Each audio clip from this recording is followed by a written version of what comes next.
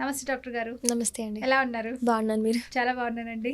Doctor గారు, మీరు gynaec specialist కాబట్టి నేను ఒక గైనికల్ క్వశ్చనే అడుగుతున్నాను. చాలామంది మన వ్యూవర్స్ కూడా అడగమంటున్నారు. అదేంటంటే కొంతమంది కన్సీవ్ అయిన తర్వాత అండి ఒక 3 మంత్స్ లేదంటే 4 మంత్స్‌కి మిస్‌క్యారేజెస్ అవుతున్నాయి. అసలు ఈ మిస్‌క్యారేజ్ ఎందుకు అవుతుందంటారు? అంటే ఆహార లోపం వల్ల అంటారా? లేదంటే డిప్రెషన్ వలన, పనెక్కువ అవ్వడం వల్ల? దానికి కారణాలు ఏముంటాయంటారు అసలు? అండి. ఇలా రికరెంట్‌గా ప్రెగ్నెన్సీ లాస్ అవ్వడాన్ని మనం రికరెంట్ ప్రెగ్నెన్సీ లాస్ అంటాం. లేదంటే రికరెంట్ అబార్షన్స్ అని అంటుంటాం.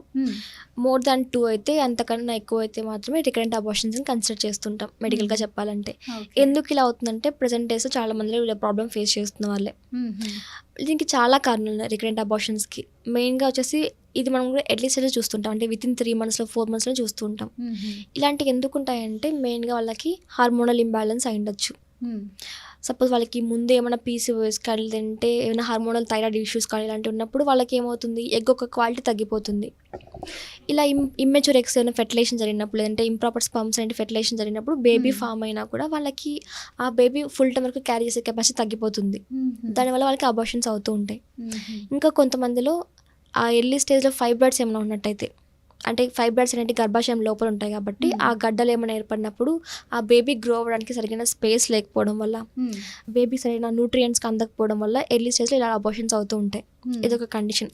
దీని తర్వాత మెయిన్గా వచ్చేసి స్ట్రెస్ లెవెల్స్ అంటాం. ఈ స్ట్రెస్ లెవెల్స్ ఏమవుతుందంటే మామూలుగా ప్రెగ్నెన్సీ అనేది మెయిన్గా హార్మోన్స్ పైన డిపెండ్ అవుతుంది. అది కూడా ఎర్లీ స్టేజ్లో అంటే మెయిన్గా హార్మోనల్ సపోర్ట్ పైన డిపెండ్ అవుతుంది. ప్రొజెస్టెరాన్ అనే హార్మోన్ హెల్దీగా ఉన్నప్పుడు, సఫిషియెంట్గా ఉన్నప్పుడే బేబీ గ్రోత్ అనేది సఫిషియెంట్గా జరుగుతూ ఉంటుంది. ఈ హార్మోనల్ ఇంబ్యాలెన్స్ అనేది మెయిన్గా మన స్ట్రెస్ లెవెల్ పైన ఇంపాక్ట్ చూపిస్తుంది. ఈ ఎర్లీ స్టేజ్లో స్ట్రెస్ఫుల్గా ఏదైనా ఉన్నప్పుడు ఏమవుతుంది, వాళ్ళకి కార్టిసోల్ అనే హార్మోన్ రిలీజ్ అవుతుంది. దీన్ని మనం స్ట్రెస్ హార్మోన్ అంటాం. ఈ హార్మోన్ ఏం చేస్తుంది, ఇంకా హార్మోన్ డిరేంజ్మెంట్ అయ్యేలా చేస్తుంది. అంటే ఓవరీస్ నుంచి లేదంటే గర్భాశయం నుంచి హార్మోన్ ప్రొడక్షన్ స్టాప్ చేస్తుంది. అంటే ఫీమేల్ హార్మోన్స్ తగ్గించేస్తుంది అనమాట. అంటే మెయిన్గా ప్రొజెస్టెరాన్, ఈస్ట్రోజన్ హార్మోన్ తగ్గిపోతూ ఉంటాయి. ఇలా తగ్గిపోవడం వల్ల ఏమవుతుంది, వాళ్ళకి అబార్షన్స్ అవుతూ ఉంటాయి. ఎందుకంటే ఈ హార్మోన్స్ తగ్గిపోయినప్పుడు ఆ బేబీని హోల్డ్ చేసే కెపాసిటీ గర్భాశయం కోల్పోతుంది కాబట్టి. ఎందుకంటే వీటిపైన డిపెండ్ అవుతుంది ఆ హోల్డర్స్ అనేదంతా. ఇంకొంతమంది అంటున్నారు 3rd మంత్ ఆ టైంలో కొంచెం హార్ట్ బీట్ తయారవుతుంది అంటారు. ఒకసారి హార్ట్ బీట్ ఆగిపోతుంది బేబీకి అని అంటున్నారు. నిజంగా ఆ 4th మంత్లోనే హార్ట్ బీట్ ఆగిపోతుంది అంటే మిస్‌క్యారీ అయిపోతుంది అంటారా? బేబీ హార్ట్ అనేది ఫస్ట్ మంత్లోనే ఫామ్ అవుతుందండి. ఇది కొంతమందికి రెగ్యులర్గా చెప్తున్నారంటే 3rd మంత్ తర్వాత బేబీ హార్ట్ బీట్ వినిపించట్లేదు, అందుకని అబార్షన్ జరిగిందని చెప్తుంటుంది. కామన్ కేసెస్ అనమాట. ఇలాంటి టైంలో అది బేబీ హార్ట్ బీట్ అయిపోవడానికి చాలా కారణాలు ఉన్నాయి. బేబీకి న్యూట్రియంట్స్ అందకపోవడం, లేదంటే స్ట్రెస్ లెవెల్స్ ఉండడం, లేదంటే గర్భాశయం ఏదైనా ప్రాబ్లమ్స్ ఏదైనా ఉన్నప్పుడు ఇలాంటి టైంలోనే హార్ట్ బీట్ అయిపోవడం జరుగుతుంది. కాబట్టి ఇలాంటి కేసెస్లో కూడా వాళ్ళు ఎర్లీగా జాగ్రత్తలు తీసుకున్నట్టయితే అంతవరకు ఉండదు అనమాట. అంటే సర్వైకల్ క్యాన్సర్స్ అంటారు, అది ఇదేనంటారా? లేదండి, సర్వైకల్ క్యాన్సర్ డిఫరెంట్ అనమాట. సర్వైకల్ క్యాన్సర్కి ప్రెగ్నెన్సీకి రిలేటెడ్గా లేదు. ఈ సర్వైకల్ క్యాన్సర్ అనేది అడ్వాన్స్డ్ ఏజ్లో కనిపిస్తుంది. అంటే 40+ 50 ఇయర్స్ వాళ్ళు కనిపిస్తూ ఉంటుంది. ఈ సర్వైకల్ క్యాన్సర్ వచ్చే ముందుగానే వాళ్ళకి కొన్ని అబ్నార్మాలిటీస్ కనిపిస్తూ ఉంటాయి. అంటే ఎర్లీగా తెలుసుకోవడానికి వెజర్ నుంచి అబ్నార్మల్గా ఫ్లూయిడ్ లీక్ అవుతూ ఉండడం, లేదంటే అక్కడ మంటగా దురదగా అనిపించడం ప్రైవేట్ పార్ట్ రీజన్లో, లేదంటే ఇంకా అక్కడ నుంచి కొంతమందికి బ్లడ్ రావడం, ఇవన్నీ సర్వైకల్ క్యాన్సర్స్ వల్ల వస్తుంటాయి. చాలామందికి తెలియదు ఇది ఇలా ఉంటే, చాలామంది నెగ్లెక్ట్ చేస్తూ ఉంటారు. ఇలా చేయడం వల్ల అది అడ్వాన్స్గా క్యాన్సర్గా మారిపోతూ ఉంటుంది. ఇంకొంతమంది ప్రెగ్నెంట్ ఉన్నప్పుడే ఒక 3 or 4 లేదంటే 5 మంత్స్ తర్వాత బయటపడుతుంది ఆ లేడీకి క్యాన్సర్ ఉంది అని అంటున్నారు. మరి ఒకవేళ క్యాన్సర్ ఉంటే ప్రెగ్నెంట్ లేడీకి డెలివరీ అయిన తర్వాత ఆమె సేఫ్ అవుతుందా, లేదంటే ఇద్దరికి ప్రమాదమా, లేదంటే ఇదే క్యాన్సర్ ఆ బిడ్డకు కూడా వచ్చే ఛాన్సెస్ ఉందంటారా? ఇది ఆ కండిషన్ బట్టి డిపెండ్ అవుతుందండి. అంటే ఇలాంటి కేసెస్ ఎప్పుడైనా వచ్చాయా మీ దగ్గరికి? రేర్ కండిషన్స్లో అండి. నార్మల్గా క్యాన్సర్స్ కండిషన్స్ అనేది తక్కువ మందిలో ఉంటుంది. క్యాన్సర్స్ అనేది ఎర్లీ స్టేజ్లో రాదనమాట. అడ్వాన్స్ స్టేజ్లోనే క్యాన్సర్స్ మనం డిటెక్ట్ చేస్తూ ఉంటాం. ఒకవేళ మదర్కి వచ్చా కూడా అది ముందే వచ్చింది అనుకోండి, ప్రెగ్నెన్సీ డిఫికల్ట్గా ఉంటుంది. సపోజ్ ప్రెగ్నెన్సీ టైంలో డిటెక్ట్ అయిన క్యాన్సర్ అనేది 1 డేలో వచ్చేది కాదు. లాంగ్ టర్మ్గా గ్రో అవుతున్న కండిషన్.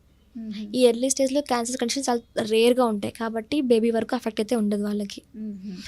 ఓకే. ఇంకొంతమంది అయితే థైరాయిడ్ ప్రాబ్లమ్స్ వచ్చేస్తున్నాయి, బీపీ షుగర్ పెరిగిపోతుంది 5th మంత్ 6th మంత్లో కావచ్చు. అంటే టెన్షన్ వల్ల అలా పెరిగిపోతుంది అంటారా బీపీ షుగర్స్? అండి, చాలా మందికి డిటెక్ట్ అవుతున్న కేసు వాళ్ళకి ఇంతకు ముందు వరకు బీపీ షుగర్ ఏది ఉండదు. ఈ ప్రెగ్నెన్సీ టైంలోనే బీపీ కానీ లేదంటే షుగర్ లెవెల్స్ కానీ అవుతున్నాయని చెప్తుంటారు. దీన్ని మనం గెస్టేషనల్ డయాబెటీస్ అంటాం. అంటే షుగర్ లెవెల్స్ అప్పుడు ప్రెగ్నెన్సీ టైంలోనే డయాబెటీస్ రావడం. ఇలా ఎందుకు ఉంటుందంటే ఈ గెస్టేషన్ టైంలో ఈ ప్రెగ్నెన్సీ జర్నీలో వాళ్ళకి హెల్తీ డైట్ లేకపోవడం వల్ల, స్ట్రెస్ లెవెల్స్ ఉండడం వల్ల వాళ్ళకి షుగర్ లెవెల్స్ అనేవి ఎక్కువైపోతూ ఉంటాయి.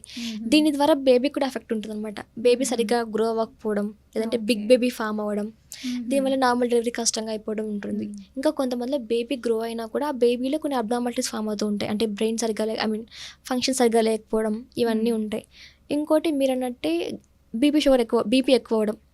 ఈ బీపీని ఏమేమంటామని ఎక్లాంప్షియా అంటాం. ఓకే. ఇది ప్రీ ఎక్లాంప్షియా కండిషన్లో ఉంటుంది. కొంతమందికి నార్మల్గా మోర్ దాన్ 160 కంటే బీపీ ఎక్కువైంది ప్రెగ్నెన్సీ టైంలో, అది కాంప్లికేషన్గా ఉంటుంది. ఇలా ప్రెగ్నెన్సీ టైంలో బీపీ రావడం అంత నార్మల్ కండిషన్ అయితే కాదు. ఇలా బీపీ ఎక్కువైన వాళ్ళకి కన్వర్షన్ స్టార్ట్ అవుతాయి.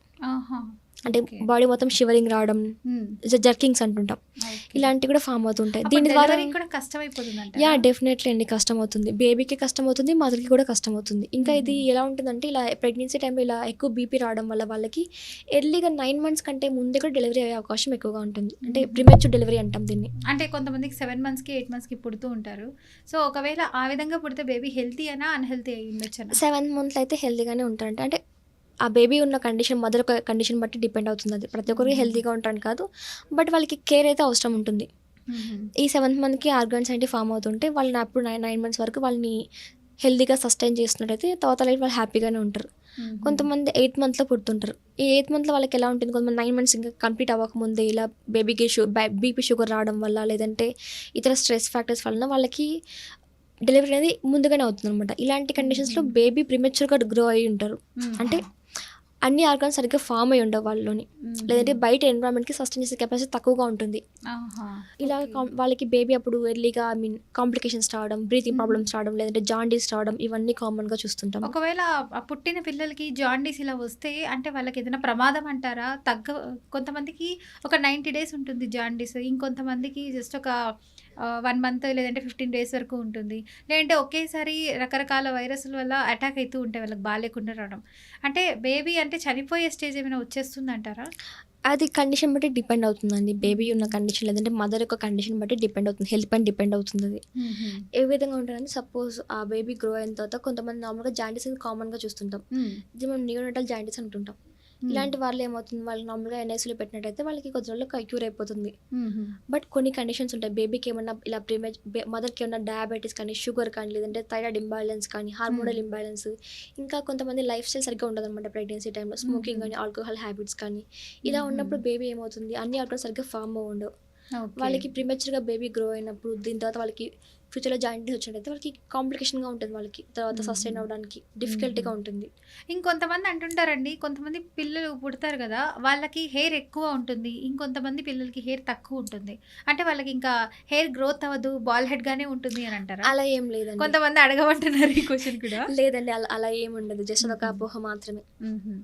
అయితే ఇప్పుడు చాలా మంది ప్రెగ్నెన్సీ టైంలో 4th month నుంచి 7th month లోపల కోకోనట్ తాగకూడదు వాటర్ అని అంటుంటారు. ఇంకొంతమంది వచ్చేసి ఫ్రూట్స్ తిన్నప్పుడు కొన్ని ఫ్రూట్స్ తినకూడదు అంటారు. మెయిన్లీ పప్పాయ అంటారు, మ్యాంగో తినకూడదు అంటారు. మ్యాంగో కూడా చాలా స్వీట్నెస్ ఉంటుంది, నార్మలే కదండి, అవి కూడా తినకూడదు అంటారేంటి? ఇది మెయిన్గా పప్పాయ కూడా ఏ పప్పాయ తినాలో మనం తెలుసుకోండి అనమాట. ఈ ప్రెగ్నెన్సీ జర్నీలో హెల్తీ ఫుడ్ తీసుకోమని చెప్తుంటారు. అంటే షుగర్ ఇంటెక్ అనేది తగ్గించమని చెప్తుంటారు. ఎక్సెస్ షుగర్ తీసుకోకుండా చెప్తుంటాం. వీళ్ళకి పప్పాయలో పెపైన్ అనే కెమికల్ ఉంటుంది. ఇది రా పప్పాయలో ఉంటుంది. ఈ కెమికల్ ఏం చేస్తుంది, గర్భాశయం కాంట్రాక్షన్స్ అయ్యేలా చేస్తుంది వాళ్ళకి. అందుకనే వాళ్ళకి 9 months కంటే ఎర్లీగా డెలివరీ అయ్యేలా అబార్షన్స్ అయ్యేలా చేస్తుంది. కాబట్టి రా పప్పాయ తినదంటారు. బట్ రైప్ అండ్ పప్పాయ అయితే పండుగ బాగా పండి ఉంటుందో ఆ పండిన పప్పాయలో ఈ పెపైన్ అనేది తగ్గుతుంది అన్నమాట. ఎంజైమ్ అనేది, ఈ కెమికల్ కాన్సన్ట్రేషన్ తక్కువగా ఉంటుంది. కాబట్టి ఆ రా పప్పాయ తిన వాళ్ళకి ఏమి కాదు. ఈ పచ్చి పప్పాయ తింటే తప్ప ప్రాబ్లంగా ఉంటుంది వాళ్ళకి. రా పప్పాయ ఏం ప్రాబ్లం కాదు. తినచ్చు. ఈ మ్యాంగో విషయానికి వస్తే, మ్యాంగోలో కూడా రా మ్యాంగో తీసుకోమని, బాగా పండిన మ్యాంగో అయితే షుగర్ కంటెంట్ ఎక్కువ ఉంటుంది కాబట్టి కొంచెం తక్కువ తీసుకోమని చెప్తుంటాం అంతే. అయితే మేడం, ఇప్పుడు చాలామంది ఈ మిస్క్యారేజ్ కాకుండా ఉండాలంటే ఎలాంటి జాగ్రత్తలు తీసుకోవాలి? అంటే కొంతమంది సాఫ్ట్వేర్ జాబులు చేస్తూ ఉంటారు, కొంతమంది షిఫ్టుల పరంగా ఉంటాయి జాబ్స్. మరి అలాంటి వాళ్ళు ఎలాంటి జాగ్రత్తలు తీసుకుంటే పుట్టబోయే బేబీకి బాగుంటుంది, తల్లి కూడా బాగుంటుంది అంటారు? అండి, మెయిన్గా ప్రెగ్నెన్సీ ప్లాన్ చేసే 6 మంత్స్ నుంచి వాళ్ళు హెల్తీ లైఫ్ స్టైల్‌ని మెయింటైన్ చేయాలి. వాళ్ళ పీరియడ్స్ రెగ్యులర్‌గా ట్రేస్ చేస్తుండాలి. ఇంకా దీంతో పాటు స్మోకింగ్ హ్యాబిట్స్ కానీ, ఆల్కహాల్ హ్యాబిట్స్ కానీ కంప్లీట్‌గా అవాయిడ్ చేసేలాగా రెగ్యులర్ ఎక్సర్సైజ్ చేస్తుండాలి. ఎందుకంటే హార్మోన్స్ అనేటివి ఎక్సర్సైజ్ వల్ల బ్యాలెన్స్‌డ్‌గా ఉంటాయి. కాబట్టి రెగ్యులర్‌గా ఎక్సర్సైజ్ చేస్తూ ఉండాలి. స్ట్రెస్ లెవెల్స్‌ని తగ్గించుకోవాలి. ఇవన్నీ 6 మంత్స్ బిఫోర్ ప్లానింగ్ నుంచే ప్లాన్ చేసుకున్నట్టయితే ఆ తర్వాత జర్నీ అనేది వాళ్ళకి సేఫ్‌గా ఉంటుంది. హ్యాపీగా ఉంటుందన్నమాట. ఓకే. అంటే ఇప్పుడు కన్సీవ్ అయిన దగ్గర నుంచే ఎక్సర్సైజెస్ అన్నది స్టార్ట్ చేయాలా? లేదంటే ఒక 5 మంత్స్ తర్వాత నుంచి ఎక్సర్సైజెస్ స్టార్ట్ చేస్తే మదర్ మంచిదంటారా? ఫస్ట్ నుంచి చేయడమే మంచిదండి. అంటే ఓకే. ఏదైనా హెవీగా చేయకూడదు ఏ స్టేజ్‌లో కూడా. ఈ ఎర్లీ స్టేజ్‌లో ఏముంటుందంటే వాళ్ళకి అప్పుడే బేబీ ఫార్మ్ అయి ఉంటుంది కాబట్టి హెవీగా చేసినట్టయితే గర్భాశయం కాంట్రాక్షన్స్ వచ్చి వాళ్ళకి అబార్షన్స్ అయ్యే అవకాశం ఉంటుంది కాబట్టి ఈ స్టేజ్‌లో మోడరేట్ ఎక్సర్సైజెస్ చేయమని చెప్తుంటాం. ఇంకా ఈ జర్నీకి స్టార్ట్ చేసే ప్లానింగ్‌కి ముందు ఎక్సర్సైజ్ చేయడం మంచిది ఇంకా. ఇంకొంతమంది అంటారండి ప్రెగ్నెన్సీతో ఉన్నప్పుడు ఒక 6 ఆర్ 7th మంత్ నుంచి అనుకుంటాను, బరువులు ఎత్తండి, పనులు ఎక్కువ చేయండి అంటుంటారు. నిజంగా పనులు ఎక్కువ చేయడం వల్ల, బరువులు ఎత్తడం వల్ల, కూర్చొని ఇక తడిగుడ్డ పెడుతూ ఉంటారు కదా కొంతమంది. అలాంటివి చేయడం వల్ల కూడా ఎక్సర్సైజ్ ఏం పర్లేదు అని అంటుంటారు. ఇంకొంతమంది అలా చేయడం వల్లనే మాకు మిస్‌క్యారేజ్ అయిందని అంటున్నారు. బట్ అది మిస్‌క్యారేజ్‌కి చాలా కారణాలు ఉన్నాయండి. ఇలా చేయడం వల్ల మిస్‌క్యారేజ్ అనేది అవ్వదు. బట్ అలా చేయడం వల్ల ఏమవుతుందంటే నార్మల్ డెలివరీకి ప్రిపేర్ అవుతున్నట్టు పెల్విక్ ఏరియా మొత్తం లూజన్ అయ్యేలాగా ఆ బేబీ ఈజీగా బయటకు వచ్చేలాగా ప్రిపరేషన్‌లోనే ఉంటుంది. అందుకని ఓల్డ్ డేస్‌లో అందరూ చెప్తుంటారు కదా! అన్ని పనులు వాళ్ళే చేసుకొచ్చేవాళ్ళు. ప్రెజెంట్ డేస్‌లోని అవి ఏం చేయకుండా కంప్లీట్ రెస్ట్ ఇస్తున్నారు కాబట్టి సిజేరియన్‌లు ఎక్కువ ఉన్నాయని చెప్తుంటారు ప్రెజెంట్ డేస్‌లో. ఓకే. ఇప్పుడు స్క్వాట్స్ కూడా చాలా మంది చేస్తూ ఉంటారు. స్క్వాట్స్ చేయడం మంచిదే అంటారా? మంచిదే అండి. అంటే అంటే మ్యారేజ్ అయిన వాళ్ళు కావచ్చు, అలా అంటే ప్రెగ్నెన్సీకి దగ్గరలో ఉన్న వాళ్ళే చేయాలా? లేదంటే నార్మల్‌గా కూడా నార్మల్‌గా కూడా చేసుకోవచ్చండి. అదంటే పెల్విక్ ఎక్సర్సైజ్ అంటాం అవన్నీ. స్ట్రెంథెనింగ్ ఎక్సర్సైజ్ అవి. ఓకే. చాలా మంది ప్రెగ్నెన్సీ టైంలో ఉమ్మనీరు బయటకొచ్చేస్తుంది, బిడ్డకి ప్రమాదం, తల్లికి ప్రమాదం అంటుంటారు. ఈ ఉమ్మనీరు అన్నది రావచ్చంటారా బయటికి? ఈ అమ్నియోటిక్ ఫ్లూయిడ్ అనేది బయటికి రావడం అనేది డెలివరీ టైంలోనే బయటకొస్తుందండి. కొంతమందికి ఉమ్మనీరు ఎండిపోయింది అంటుంటారు. కొన్ని టాబ్లెట్స్ ఇస్తూ ఉంటారు. అది బేబీకి ఎఫెక్ట్ ఏమైనా అవుతుందంటారా? అంటే ఈ టైంలో తక్కువ ఉన్నప్పుడు బేబీ ఫ్రీగా మూవ్‌మెంట్ ఉండదండి. బేబీ అతుక్కుపోవడం లాంటి ఆ టైంలో వాళ్ళకి వెంటనే సిజేరియన్ చేయడం లాంటి అవకాశాలు ఎక్కువ ఉంటాయి. కాబట్టి ఇంతవరకు లేకుండా చూసుకోవడం మంచిది. ఇప్పుడు సిజేరియన్ అయిన వాళ్ళకి, నార్మల్ డెలివరీ వాళ్ళకి డిఫరెన్సెస్ ఏంటి అసలు? ఏమైనా కాంప్లికేషన్స్ ఉంటాయా ఇద్దరికి? డిఫరెన్స్ ఎలా ఉంటుందంటే సిజేరియన్ అంటే మామూలుగా నైఫ్‌తో కట్ చేసి అన్ని లేయర్స్ అన్ని కట్ చేసి బేబీని బయటికి తీస్తుంటారు. వీళ్ళకి నెక్స్ట్ టైం నార్మల్ డెలివరీ ఇంపాసిబుల్‌గా ఉంటుంది. కష్టంగా ఉంటుంది. మళ్ళీ సిజేరియన్ చేయించుకోవాల్సి వస్తుంది వాళ్ళు. ఈ నార్మల్ డెలివరీ ఎలా ఉంటుందంటే బేబీ హెల్తీగా ఉంటారు. మదర్ కూడా హెల్తీగానే ఉంటారు ఈ టైంలోనే. సిజేరియన్‌లో కూడా హెల్తీగానే ఉంటారు. బట్ అది వాళ్ళకి పెయిన్స్ రాకపోవడం లేదంటే మదర్‌కి కానీ లేదంటే బేబీకి కానీ కాంప్లికేషన్స్ ఉన్నప్పుడు మాత్రం సిజేరియన్ అడ్వైస్ చేస్తుంటారు. ఈ నార్మల్ డెలివరీ కూడా కొంతమందికి బిగ్ బేబీ ఉంటారు. అంటే బేబీ సైజ్ పెద్దగా ఉంటుంది. ఆ పెల్విక్ ఏరియా నుంచి ఆ హెడ్ బయటికి రాలేకపోవడం వల్ల వాళ్ళకి అక్కడ కూడా కట్ చేయడం జరుగుతుంది. దాన్ని ఎపిసియోటమీ అంటాం. ఇలా కట్ చేయడం వల్ల వాళ్ళకి బేబీ బయటికి వచ్చేస్తుంది. దానికి మళ్ళీ సూచర్స్ వేస్తుంటారు. దానికి హీల్ అయిపోతూ ఉంటుంది. అంటే ఇప్పుడు కొంతమంది సిజేరియన్ జరుగుతుంది first delivery, second delivery normal అవుతుందా? లేదండి. సెకండ్ డెలివరీ మళ్ళీ సిజేరియన్ అవుతుంది. ఓకే. అంటే పుట్టడానికి ఛాన్స్ లేదు అలాగా అంటారు నార్మల్ డెలివరీకి. మళ్ళీ ఫస్ట్ టైంలో సిజేరియన్ స్కార్స్ ఉంటాయి కదా! ఆ స్కార్స్ రప్చర్ అవుతాయని చెప్పేసి నార్మల్ డెలివరీ చేయడం కష్టమవుతుంది.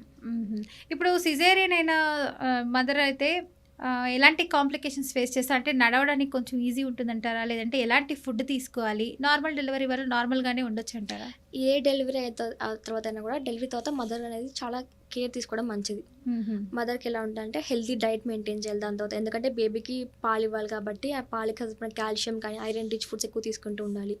స్ట్రెస్ లెవెల్స్ తగ్గించుకుంటూ ఉండాలి. చాలా మందికి డెలివరీ తర్వాత వాళ్ళకి ఒక మెంటల్ స్టేట్ డిఫరెంట్‌గా మారిపోతుంది. దీన్ని మనం పోస్ట్ పార్టమ్ సైకోసిస్ అంటాం. ఓకే. కొంతమందికి ఎలా ఉంటుంది బేబీ పైన ఇష్టం లేకపోవడం లేదంటే హస్బెండ్ పైన ఇష్టం లేకపోవడం ఇవన్నీ జరుగుతూ ఉంటాయి. ఎందుకంటే ఆ టైంలో వాళ్ళకి సరిగ్గా నిద్ర లేకపోవడం వల్ల స్ట్రెస్ లెవెల్స్ వల్ల అలా మూడ్ అనేది చేంజ్ అయిపోతూ ఉంటుంది. బట్ కొంతమందికి వితిన్ 1 వీక్‌లో రిజాల్వ్ అవుతూ ఉంటుంది. బట్ కొంతమందికి మోర్ దాన్ 1 వీక్ 2 వీక్స్ అలా ఉన్నట్లయితే ఆ కండిషన్‌లో డిప్రెషన్ స్టార్ట్ అవుతుంది. ఈ కండిషన్స్‌లో మెడిసిన్స్ కంపల్సరీగా యూజ్ చేయాల్సి వస్తుంది. ఇంకా మెయిన్‌గా డెలివరీ తర్వాత వాళ్ళకి లాక్టేషన్ ఇష్యూస్ కామన్‌గా కనిపిస్తుంటాయి. అంటే బేబీకి పాలు ఇస్తున్న టైంలో పాలు గడ్డలు అయిపోవడం, చాలా మంది చెప్తారు మిల్క్ గడ్డలు ఏర్పడి అది ఇంకా యాబ్సెస్ లాగా ఫామ్ అయింది బ్రెస్ట్. ఇప్పుడు కొంతమంది పిల్లలు పుట్టిన తర్వాత వాళ్ళకి సరిగ్గా చూసుకోలేకపోతూ ఉంటారు. ఇంకేంటంటే ఆహారం పరంగా కూడా కొంతమంది వెయిట్ లాస్, వెయిట్ గెయిన్ అయిపోతూ ఉంటారు. ఈ వెయిట్ గెయిన్ అవ్వకుండా ఇప్పట్లో అంటే పెళ్లి కాకముందు ఎలా ఉన్నారో అలాగే ఉండాలని చాలామంది పెళ్ళైన ఆడవాళ్ళు అనుకుంటూ ఉంటారు. ఈ బర్త్ ఇవ్వడం తర్వాత ఈ డెలివరీ అయిన తర్వాత ఏంటంటే ఒక్కసారిగా లావైపోవడము, ఇంకా వాళ్ళు తగ్గరు. లేదంటే పొట్ట ఫుల్‌గా పెద్దది వచ్చేస్తది. మళ్ళీ వాళ్ళేదో ప్రెగ్నెంట్ అయ్యారు అనే విధంగా కొంతమంది మాట్లాడుకుంటూ ఉంటారు కదా! గాసిప్ లాగా. అది వాళ్ళకి యాహ్! నచ్చక వాళ్ళు ఇంకా డిప్రెషన్‌కెళ్తూ ఉంటారు. యాహ్! వెయిట్ లాస్ అవ్వాలంటే ఏం చేయాలి వాళ్ళు? అండి ఈ ప్రెగ్నెన్సీ టైంలో ఏమవుతుంది గర్భాశయం అనేది సైజ్ ఇంక్రీజ్ అవుతూ ఉంటుంది. హైపర్ట్రోఫీ జరుగుతుంది, హైపోప్లాసియా జరుగుతుంది. వన్స్ బేబీ బయటకొచ్చిన తర్వాత అవన్నీ నార్మల్‌గా అవ్వాలంటే టైం పడుతుంది. ఈ టైం గ్యాప్‌లో చాలామంది బెల్ట్స్ యూజ్ చేయమని చెప్తుంటారు. లేదంటే ఓకే. ఓల్డ్ డేస్ అయితే క్లాత్ కట్టుకోమని చెప్తుంటారు. ఇలా హ్మ్. కట్టుకోవడం మంచిదనమాట. అలా అంటే అది ప్రెషర్ పడి ఎక్కువ స్టమక్ బెల్లీ రాకోకుండా ఉంటుంది. అంటే ఇప్పుడు మీరు చెప్పినట్టు బెల్ట్స్ అవన్నీ కట్టుకుంటారు కదా! మరి వాళ్ళకి యూరిన్ ఫార్మేషన్ కావచ్చు, తిన్న ఆహారం కావచ్చు, అది నార్మల్‌గానే అయితదా వాళ్ళకి? అది నార్మల్‌గానే ఉంటుంది. హుహు. డైలీ యాక్టివిటీస్ ఏమి డిస్టర్బ్ చేయదనమాట. దీంతో పాటు వీళ్ళు లావు పెరుగుతున్నారంటే వాళ్ళకి స్ట్రెస్ లెవెల్స్ మెయిన్‌గా ఈ ప్రెగ్నెన్సీ తర్వాత హార్మోనల్ ఇంబాలెన్స్ జరుగుతుంది వాళ్ళకి. సడెన్‌గా ఓకే. హార్మోన్స్ డ్రాప్ అయిపోతూ ఉంటాయి. హ్మ్. ఈ టైంలో స్ట్రెస్ లెవెల్స్‌లో ఉన్నా లేదంటే ఇంకా సరిగ్గా ఫుడ్ ప్రాపర్ స్లీప్ మెయింటైన్ చేయకపోయినా వాళ్ళకి ఇంకా హార్మోనల్ ఇంబాలెన్స్ అనేది జరుగుతుంది. హుహు. హార్మోన్స్ డిలే అయ్యి వాళ్ళకి మళ్ళీ ప్రాబ్లమ్స్ స్టార్ట్ అవ్వడం, లేదంటే వెయిట్ గెయినింగ్ రావడం, లేదంటే అప్పుడే థైరాయిడ్ డెవలప్ అవ్వడం ఇవన్నీ కనిపిస్తూ ఉంటాయి. ఓకే. మరి ఇప్పుడు ఏదైనా టైట్‌గా ఏదైనా డ్రెసెస్ ఏసుకుంటేనే మనకి ఊపిరాడకుండా, రక్త ప్రసరణ జరగకుండా అలా అయిపోతుంటది. మరి ఇలాంటి వాళ్ళు ప్రెగ్నెన్సీ అదే డెలివరీ అయిన వాళ్ళైతే బెల్ట్ ఏసుకోవాలంటున్నారు. మరి వాళ్ళకి రక్త ప్రసరణ నార్మల్‌గానే ఉంటుందా? నార్మల్‌గానే ఉంటుందండి. ఇబ్బంది హుహు. ఏమి ఉండదు. టైట్ అంటే టైట్‌గా ఏమి ఉండదు అది కూడా. హుహు. సపోర్టివ్‌గా ఉంటుంది. మజిల్స్ ఏవైతే లూజ్ అయి ఉంటాయో వాటిని సపోర్ట్‌గా స్ట్రెంథెన్ అయ్యేలాగా ఉంటాయి. దాంతో పాటు ఈ బెల్ట్‌తో పాటు చాలామంది ఎక్సర్సైజ్ చేయమని చెప్తుంటాం. పెల్విక్ ఎక్సర్సైజ్ అంటాం. ఓకే. ఇలా చేయడం వల్ల అవి ముందు ఏవైతే పెద్దగా అయిపోయి ఉంటాయో మజిల్స్ అనేటివి, ఆ మజిల్స్ మళ్ళీ నార్మల్ స్టేజ్‌కి వచ్చేలాగా స్ట్రెంథెన్ హెల్తీగా ఉండేలాగా ఉంటాయి. హుహు. Thank you so much madam. చాలా చక్కటి ఇన్ఫర్మేషన్ ఇచ్చారు మాకు. Fiticus Homeopathy